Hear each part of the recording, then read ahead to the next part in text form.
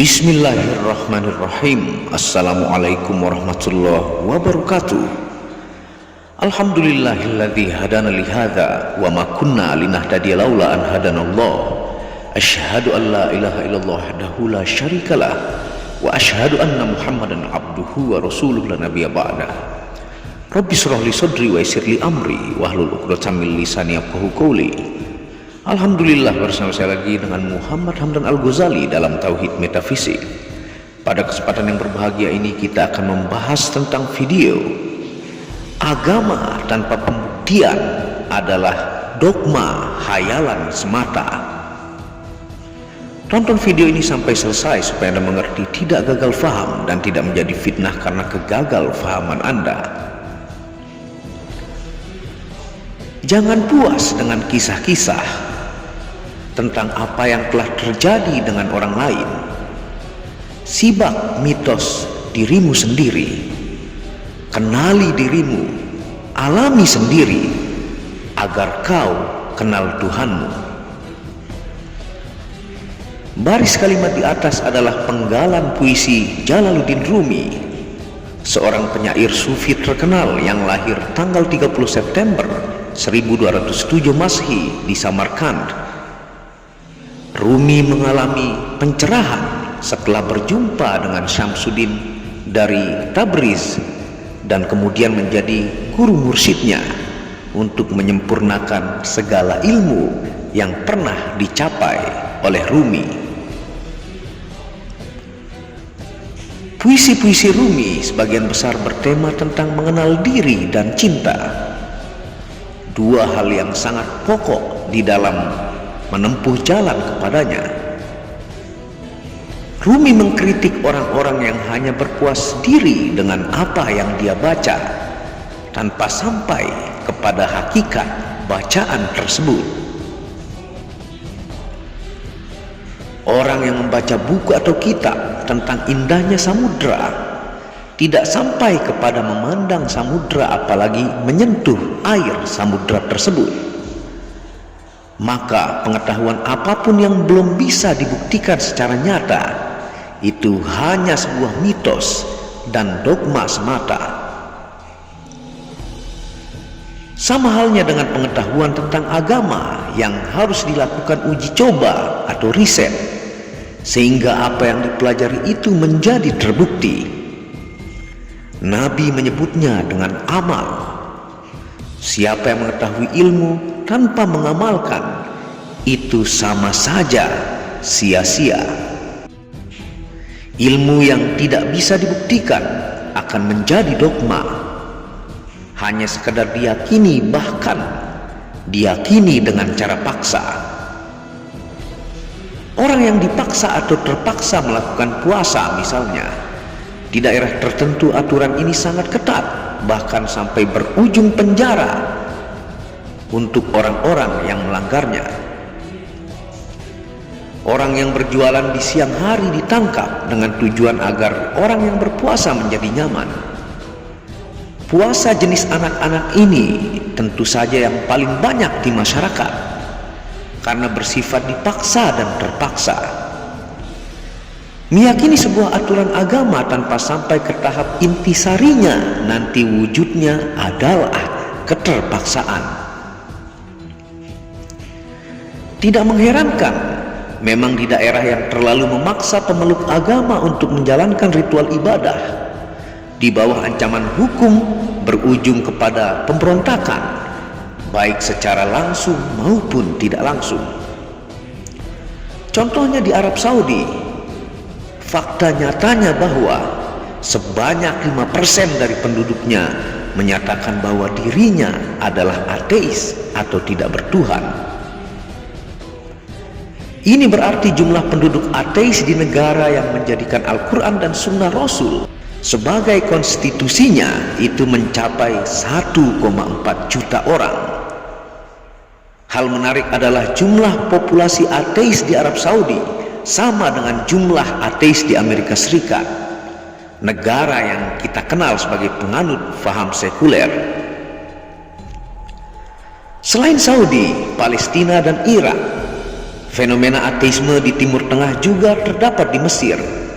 Dilansir dari BBC, sebuah surat kabar bernama Al-Sabah yang berbasis di Kairo pernah mengklaim bahwa terdapat 3 juta penduduk Mesir yang merupakan ateis atau tidak bertuhan. Media tersebut menyebut para pengkhotbah ekstrim justru membuat orang-orang takut dan membuat mereka kabur dari agama. Konsep agama secara ekstrim dan dipaksakan tentu saja berujung kepada pembentukan pribadi yang kasar, keras hati, dan merasa benar sendiri, yang membuat Islam semakin terpecah belah dan lemah. Konsep ini lahir dari pribadi yang belum benar-benar merasakan hakikat dari beragama, sampai kepada intisari beragama itu sendiri. Mereka bertindak berdasarkan ego pribadi dan ego atas nama agama, padahal itu juga ego.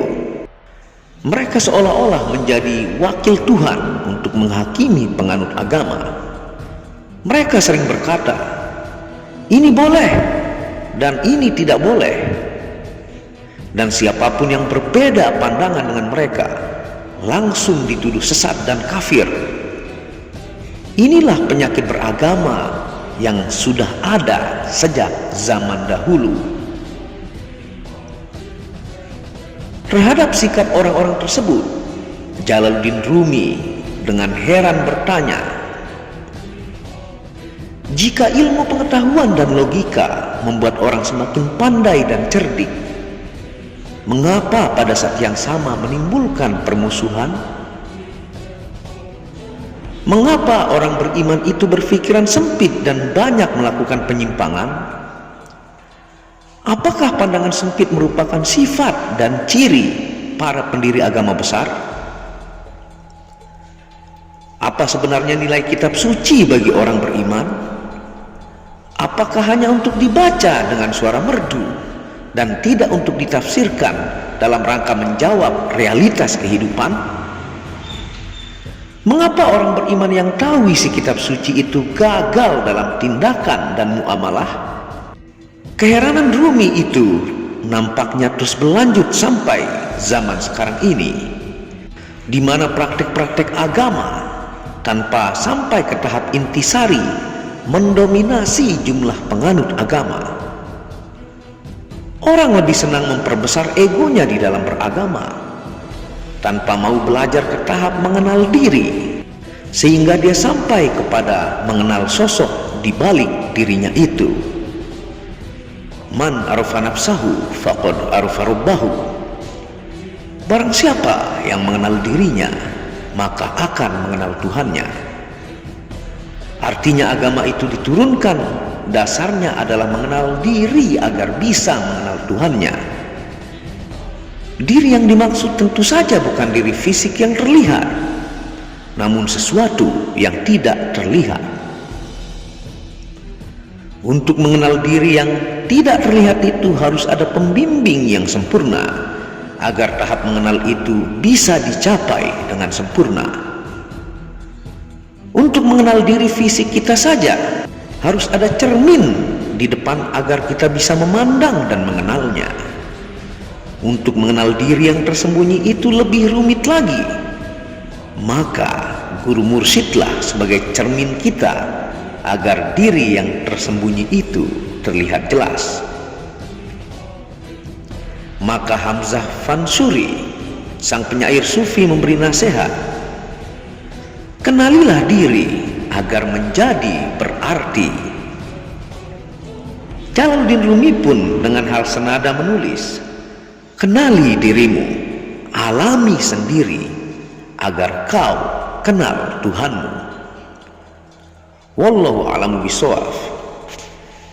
Terima kasih sudah menonton video Muhammad Hamdan Al-Ghazali ini. Tentunya agama tanpa pembuktian amaliyah adalah dogma hayalan semata, karena orang hanya mengenal lapisan luarnya saja jika tidak menyelami samudra mengenali diri lebih dalam. Karena Tuhan itu maha menyelimuti, maha besar. Bahkan dalam kitab, lebih dekat dari urat lehermu, dari nadimu, lebih dekat dari hitam dan putih matamu, bahkan dari dirimu sendiri. Zat Allah yang maha menyelimuti segala sesuatu. Apabila ada salah kata itu murni dari kebodohan saya sendiri, apabila ada benarnya itu datangnya dari Allah. Wabillahi taufiq wal hidayah. Assalamualaikum warahmatullahi wabarakatuh.